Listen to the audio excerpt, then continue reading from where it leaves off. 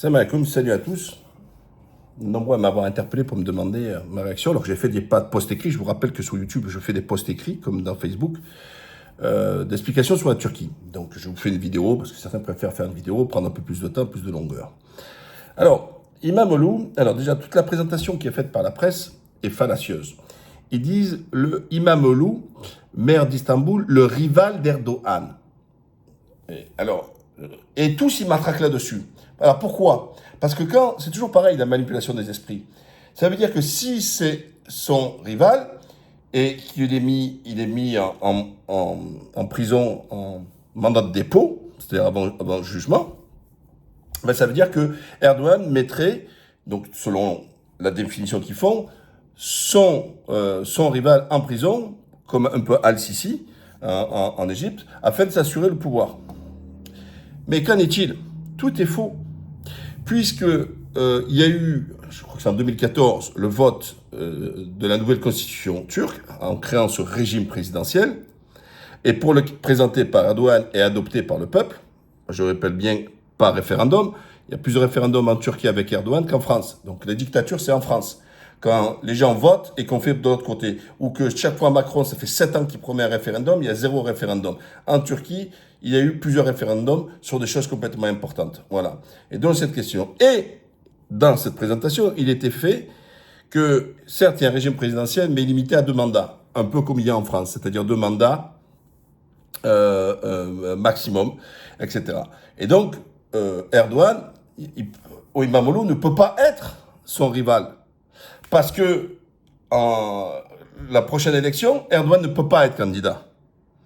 Donc après, vous allez me dire, ah ouais, mais avant c'était pas lui, c'est Kılıçdaroğlu, le mec. Alors lui, il ressemble un peu à Rotaillot, vous voyez. Vous le voyez avec sa petite moustache comme ça. Vous voyez, il est moche, il compare rien, etc. Donc, en fait, Imamoglu n'a jamais été le rival d'Istanbul. Pareil, ils vous disent, oui, mais il est rival, il a pris la mairie à Erdogan. Mais Erdogan, il était maire d'Istanbul, mais il n'a jamais perdu une élection. Il a arrêté d'être maire d'Istanbul quand il a pris le poste de Premier ministre en 2002. Donc non, voilà. Et puis ses successeurs ont gagné plusieurs fois les élections, et puis après ils ont perdu les 2 derniers mandats. Mais c'est pas Erdogan qui a perdu, il n'était pas maire d'Istanbul. Mais vous voyez, voilà, c'est rien qu'il faut vous donner déjà sur la forme, sur cette présentation et tout cette fake. Maintenant, sur le fond, et je vous le dis objectivement, non pas partisan, soutien Erdogan, tout ça, etc., parce que si j'en parle moi aussi de la Turquie, c'est qu'il y a aussi des choses que je suis pas content. Il y a des choses que je ne soutiens pas. Je ne suis pas un mouton. Je suis pas un supporter. Non, je fais de la politique. Quand ça va dans le bon sens, je le dis. Quand ça va dans le mauvais sens, je le dis. Voilà, c'est clair. Donc maintenant, et je vais être sincère avec vous, là ça va m'attraquer un petit peu, sur cette arrestation et pourquoi il y a aussi des manifestations, pourquoi les gens ne sont pas contents, les supporters, etc. Du quoi, du comment. Il faut revenir à l'origine des choses. La Turquie, avant Erdogan, c'était comme un peu l'Algérie d'aujourd'hui, c'est-à-dire tu veux un papier, n'importe lequel, l'état civil, n'importe quoi, on te demande un bakshish. Voilà, tout était bakshisé. Gendarme, contrôle dans la route, bakshish. Police, bakshish. Tout était bakshisé, d'accord? Donc, etc. Il a enrayé une grosse partie du gros. Il a bien payé les fonctionnaires, il les a mieux payés, et donc, du coup, vous ne touchez pas au truc. Il leur a mis des bons locaux. Vous voyez, par exemple, là, les policiers ici, là, maintenant, ils roulent avec la voiture, la voiture marque turque, vous voyez, électrique. Ah ouais, ils sont bien notés. Les voitures, elles sont en meilleur état que les gendarmes et tout, que le meilleur état que les voitures qu'ils ont en France. Hein. Je vous le dis de suite. Hein. Les bagnoles, c'est un cimetière des bagnoles qu'ils ont. Donc, bien, des avantages, voilà. C'est mieux payé que dans le privé. Par exemple, gendarme, vous comprenez, c'est beaucoup mieux payé, en Turquie, hein, je parle, hein, que ce que c'est payé en France. Hein. Voilà. Bref, donc il a rayé tout ça, ils n'ont pas touché, donc on n'a plus la corruption de la police, plus la corruption, etc. Donc beaucoup de corruption qui a dégagé. Mais comme il y a eu en France, où chacun est tombé sur la corruption, maintenant c'est plus difficile, il y a beaucoup d'affaires encore. Hein. Il y avait encore l'histoire de Sarkozy encore dernièrement, puis c'est pas sa première, hein. Et puis les autres avant, les Balkany, les Carignan, parce qu'ils sont toujours innocents ces gens-là, hein, vous l'avez bien compris. Hein. Donc, mais en Turquie, il reste de la corruption d'élus. Elle est un peu comme elle y était à peu près il y a 20 ans ou 25 ans en France. Voilà, moi je vous le dis, elle existe. Et attention, celle-là de façon indiscriminée. Hein. C'est-à-dire, elle touche autant l'AK Parti, le parti d'Erdogan, le MHP, son allié, que le CHP, son opposition. Alors je ne parle même pas des Kurdes avec les DP. Eux, ils financent carrément le terrorisme, etc. Donc ça, cela dit. Euh, Ça fait 3 campagnes municipales, où, enfin, pour ceux qui me suivent depuis longtemps, où chaque fois je ne me suis pas manifesté pour donner mon opinion et inviter les gens à voter. J'ai toujours appelé les gens à voter Erdogan, et au municipal, je ne l'ai pas fait. Et je me suis toujours expliqué. Parce que gérer la vie d'une ville, c'est pas idéologique, c'est pragmatique. C'est celui qui va avoir une vision, celui qui va faire une bonne gestion, etc. Donc il n'y a pas d'idéologie, parce qu'on ne traite pas à des sujets sur un choix économique, sur un choix sur l'éducation, un choix sur la politique étrangère, tout ça, etc. Non, ça reste les intérêts de la ville. Donc pour moi, c'est vraiment l'élection la moins politisée, enfin, et qui devrait être le moins politisée, etc. Et donc j'ai jamais appelé à voter pour les trucs. Pourquoi? Parmi eux, il y a des mecs qui sont fort aimables et fort estimables, etc. Mais parce que tout simplement, ce que je sais, au sein du parti de Erdogan, il y a beaucoup de corruption aussi. Voilà, je vous l'ai dit les choses. Il y a de la corruption. Grave. Et que moi, quand je suis arrivé ici, je suis arrivé en décembre 2016 pour vivre. Mais j'étais déjà là depuis 2011, d'accord? Je venais 3-4 mois l'année quand même. Hein. J'étais un intermittent, on va dire, en Turquie. Et donc, j'ai voulu voir un peu. Et en fait, c'est une jeune démocratie. Voilà. C'est un État kémaliste, militarisé. Ils sont très militaires ici. Le chef, il parle, toi, tu applaudis, tu te la fermes. Il n'y a pas, vous savez, je rentre dans le parti avec des commissions. On va travailler la commission logement. Je me suis sur la sécurité, comme je faisais moi en France, quoi, quand j'étais à l'époque au RPR. Moi, j'ai commencé, j'étais délégué départemental au sport au RPR. Donc, je travaillais sur la thématique, sur le sport, etc., etc. Donc, logiquement, voilà, c'est un lieu de travail, d'échange et tout ça, etc. Logiquement. Bref. Et donc ça n'existait pas en Turquie. C'est celui qui a le plus d'oseille, qui met de l'argent sur la table, parce que tous les partis, c'est comme de partout dans le monde, ils ont besoin d'oseille. Il prend, il devient chef. Il connaît rien à la politique, il connaît rien de rien, mais il devient chef. C'est comme ça, marche à l'oseille. Ça marche dans ces trucs-là, les copinages. Et le problème, c'est comme Erdogan est resté longtemps au pouvoir, eh ben, il n'attire pas que les meilleurs. Et il y a beaucoup de gens qui viennent pour le mauvais. C'est toujours pareil. Ils viennent pour croquer, ils viennent pas pour servir, ils viennent pour se servir, etc. Donc ça existe au sein de la parti. Le CHP, pour revenir à cette histoire, mais déjà c'est pour vous donner le schéma, pour montrer que je suis objectif, puisque je reconnais que ça existe, d'accord? Et je reconnais que ça existe aussi dans le camp d'Erdogan. Le CHP, c'est un parti un peu, c'est le parti socialiste. C'est-à-dire un parti où sociologiquement, les représentants sont issus de la bourgeoisie, mais ils font croire qu'ils parlent aux pauvres, et ils ne parlent que de pauvreté. C'est du pur François Hollande, d'accord? Mon ennemi, c'est la finance, et à la fin, c'est mon ami quand je suis au pouvoir. Donc, c'est une posture, etc. Et ça peut sembler paradoxal, du côté qui est considéré centre-droit, avec l'AKPATI, je ne parle pas du MHP qui, lui, est considéré comme une droite patriote, c'est un segment de centre-droit, avec, voilà, social-libéral, etc. Mais que sociologiquement, les gens qui sont issus à la base de l'AKPATI, ce qu'on construit avec Erdogan, c'est des gens qui sont plutôt issus d'un milieu populaire. Voilà. Donc, je schématise. Mais même en France, avant, aujourd'hui, je ne crois plus, il n'y a plus rien maintenant, il n'y a plus de droite, plus de gauche, il n'y a que des intérêts.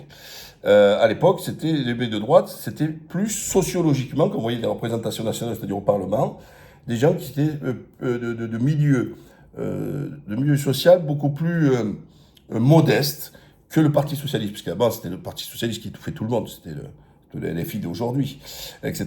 Donc c'est fourbe du PS. Et donc le CHP, c'est ça, c'est les fourbes du système. Et qu'est-ce qui s'est passé? C'est qu'il y a eu plusieurs vidéos, on a vu, où à l'intérieur du parti, vous savez, vous êtes jamais mieux trahi par les siens. Et qu'est-ce qui s'est passé? C'est qu'ils ont mis en vue avec des machines à billets, il y avait du pognon à gogo, et donc du cash.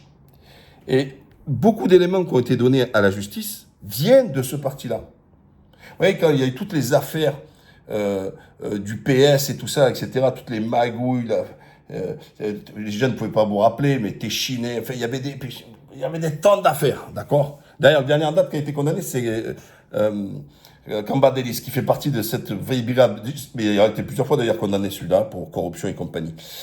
Et donc voilà, donc les vidéos, elles sont pas venues comme ça, vous voyez, et donc ça a été diffusé, bien sûr, à la vue de tout le monde, et tout ça. Donc, on n'est jamais mieux trahi que par les siens, et donc c'est un signe parce qu'il y a des compétitions internes dans les partis pour celui qui va leader, tout ça. Donc voilà, ça vient de là. Donc il y a l'enquête qui date depuis un moment, tout ça, etc. Il y a plusieurs gens. Donc moi, je vous l'ai dit, sur les faits, oui, Imamoglu et ses potes qui ont été arrêtés sont coupables. Vous voyez, je ne mets pas du conditionnel, je ne mets pas de mesures moratoires, parce que je le sais, parce que je sais comment ça fonctionne ici, et je sais comment ils ont mangé. Mais est-ce que le peuple le sait, ou est-ce que le peuple pense qu'il est innocent? Eh bien, c'est là où vous pouvez être surpris, parce que quand je parle à beaucoup de gens, et moi, ça m'a interpellé. En fait, ils savent qu'il a mangé Imamoglu. Ils disent pas Imamoglu innocent, ils disent que c'est un coup politique. Pourquoi la différence entre... Ils ne disent pas innocent et ils disent c'est un coup politique. Parce que s'ils disent innocent, c'est qu'ils pensent qu'on lui a monté un dossier, on lui a fabriqué un dossier, on l'a chargé, comme on dit, on lui a chargé la mule là-dessus. C'est pas ça que les gens disent. Donc ils ne parlent pas d'innocent. Ils ne remettent pas en cause qu'il a dû manger et ses potes manger, faire des arrangements. Là où ça va peut-être vous surprendre, peut-être même vous choquer. En fait, les gens, ils disent, et beaucoup, ils disent, mais en Turquie, tout le monde fait ça. Pourquoi les arrêter eux? En fait, c'est là-dessus. En fait, c'est le monde à l'envers. Beaucoup manifestent, non pas pour son innocence à Imamoglu, et c'est la centaine de personnes qui ont été arrêtées, c'est de se dire, mais allez jusqu'au bout, Erdogan, ou allez-y jusqu'au bout, la justice. Allez interpeller tous les gens qui viennent de manger. Mais aujourd'hui, nous dire qu'il n'y a que eux, vous vous foutez de nous. Et ça, alors, je ne soutiens pas Imamoglu, il doit régler des comptes, je combats la corruption, vous ne pouvez pas imaginer, je déteste ça. Mais je déteste ça. Et moi, j'en appelle même aux musulmans quand même. Vous savez que, parce que c'est un raccourci. Oh, la corruption, c'est haram, c'est péché. Oh. Et je trouve, et je suis désolé, que beaucoup dans le monde musulman, on s'en accommode. C'est normal, un arrangement. Mais un arrangement, c'est quoi? Tu sais, il y a toujours quelqu'un de lésé dans un arrangement. Hein, c'est comme dans tout, il y a toujours un gagnant et un perdant. C'est pas bon, c'est fausser les règles, etc. Moi, je vois à l'année, quand il y a eu de la corruption ici à gogo, j'en pouvais plus. Le mec, on doit détruire le truc, il n'est pas détruit, des arrangements, etc. Moi, j'ai pas voté pour le maire, et pourtant, il était soutenu par la partie. Dégage. J'ai voté pour... D'ailleurs, il magouille aussi un petit peu, l'ancien chambre de commerce, mais parce que je sais qu'il magouillait, il sait faire de la magouille, mais il va travailler. L'autre, il faisait de la magouille, alors à titre personnel, il y a un truc, mais il travaillait pas. Voilà. Mais moi, je préfère... Et le maire qui est actuellement, qui est pourtant de l'opposition, du CHP, c'est un mec richissime, qui a fait l'argent notamment dans les boissons alcoolisées, la bière, les coca, les fights et tout ça. Et jusqu'à maintenant, tous les gens qui n'ont pas le roussiat, c'est-à-dire la conformité, allez, ils viennent, les contrôles, paf, ils ferment, t'as pas le truc, ils cassent, t'as pas le permis, ils détruisent, il est sans pitié. Voilà. Et jusqu'à preuve du contraire aujourd'hui, je ne l'ai pas vu, il ne mange pas. Et ça fait des dégâts. Voilà. Mais les gens ici, pour vous expliquer un peu la mentalité, ils sont surpris. Avant, ils pouvaient empiéter sur la rue piétonne.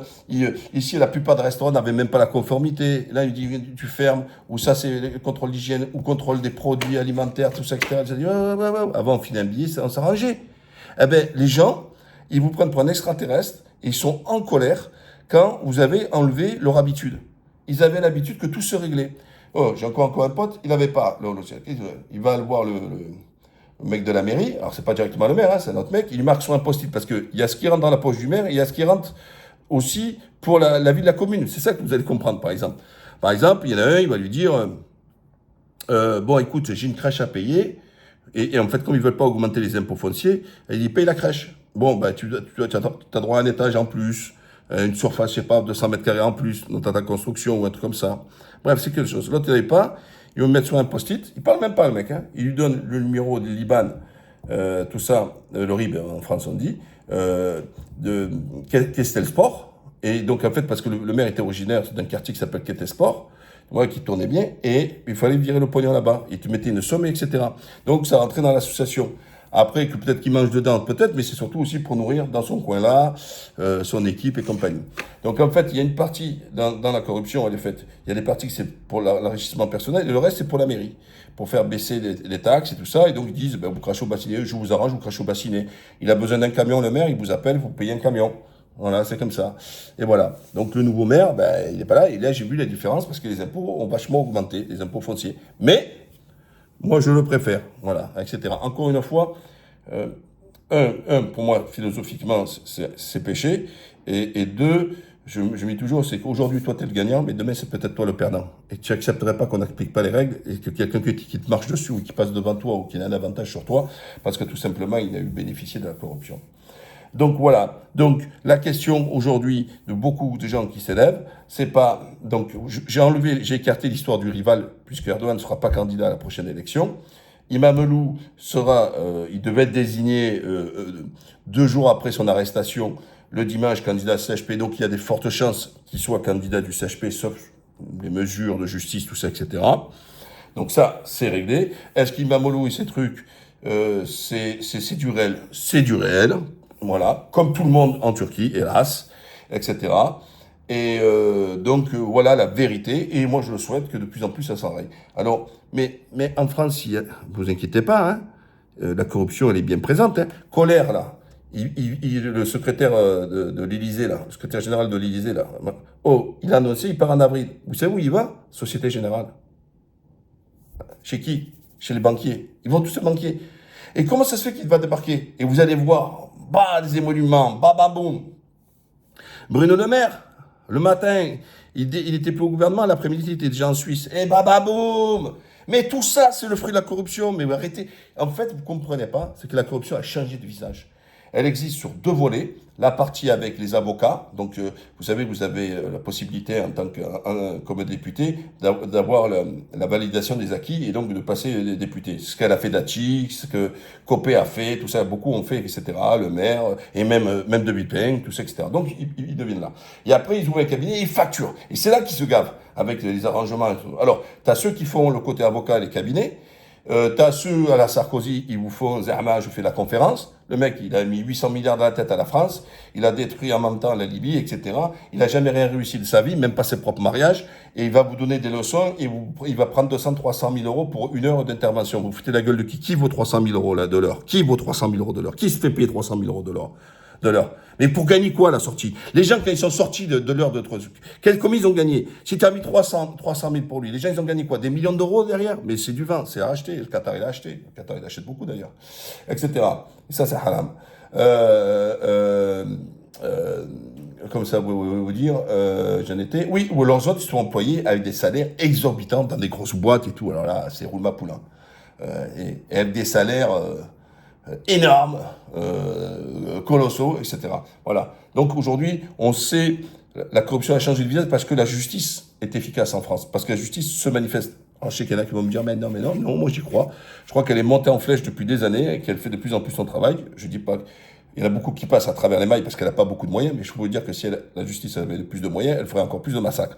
Donc, voilà, je pense que sur ce plan-là, les autres font plus ils font plus attention pour pas se faire choper. Ils en ont comme en Turquie, comme les gens disent, mais tout le monde le fait. En gros, n'oubliez pas de partager, de vous abonner, très important. Commentez, et vous savez que je regarde les commentaires, je dis toujours pareil, je like pour dire que je vous ai vu, tout ça, etc. Donc je regarde tout, je remercie parce que vous faites vivre le truc, les échanges. Mais j'insiste, donc abonnez, partagez. Et là, ben écoutez, moi d'ici 1 heure, je fais Zama, je regarde ma montre alors que j'ai jamais eu de montre de ma vie. Zama, mais je sais qu'il est à peu près 6h20 ou en gros. On est dans 1 heure et quelques, Inch'Allah. C'est le dernier jour en Turquie, donc je vous dis ça à Tokum. Et puis, Inch'Allah, pour demain, c'est l'Aïd chez nous. Donc je sais pas si vous, c'est l'Aïd aussi. Et je vous souhaiterai des vœux de bonne Eid la prochaine. Voilà. Allez, à la prochaine, bye bye.